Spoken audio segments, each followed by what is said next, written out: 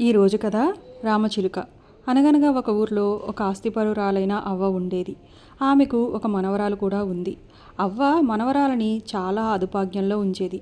ఎక్కడికి పోనిచ్చేది కాదు. ఇంటికొచ్చిన పిల్లలతో కూడా ఆడుకోనిచ్చేది కాదు. అందుకని మనవరాలికి అవ్వంటే ఇష్టం ఉండేది కాదు. అవ్వ ఇంట్లో లేనప్పుడు గట్టిగా ఈ ముసలిది చచ్చినా బాగుండును అని తిట్టుకునేది.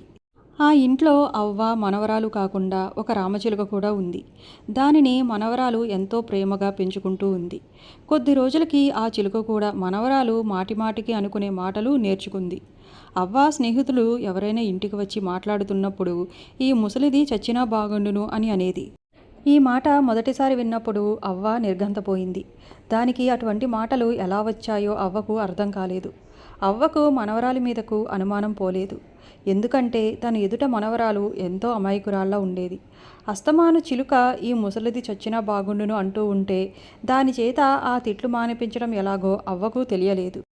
ఒకరోజు పొరుగున ఉన్న శాస్త్రులు గారింటికి పోయి, శాస్త్రిగారు, మా ఇంట్లో ఒక చిలుక దిక్కుమాలిన మాటలన్నీ నేర్చుకుంది. దానికి ఆ తిట్లు పోగొట్టి 4 మంచి ముక్కలు నేర్పటం ఎలాగా అని అడిగింది. దానికి శాస్త్రులు గారు బాగా ఆలోచించి, దానిదేముంది, ఒక పని చేద్దాం. మా ఇంట్లో ఒక చిలుక ఉంది. అది అన్నీ మంచి మాటలే మాట్లాడుతుంది. 4 రోజుల పాటు మీ చిలుకకి మా చిలుకతో జత కలిపితే మీ చిలుక మా చిలుక దగ్గర నుంచి ఆ 4 మంచి మాటలు నేర్చుకుంటుంది అన్నాడు.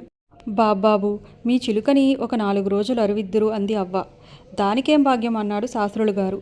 అవ్వ శాస్త్రులు గారి చిలుకని తెచ్చి తన మనవరాలి గదిలో పంజరములా ఉన్న చిలుకతో పాటు శాస్త్రులు గారి చిలుకను ఉంచి ఒక నిట్టూర్పు విడిచింది. ఇంతలో ఇంటి చిలుక ఈ ముసలిది చచ్చినా బాగుండును అంది ముక్కు గీరుకుంటూ.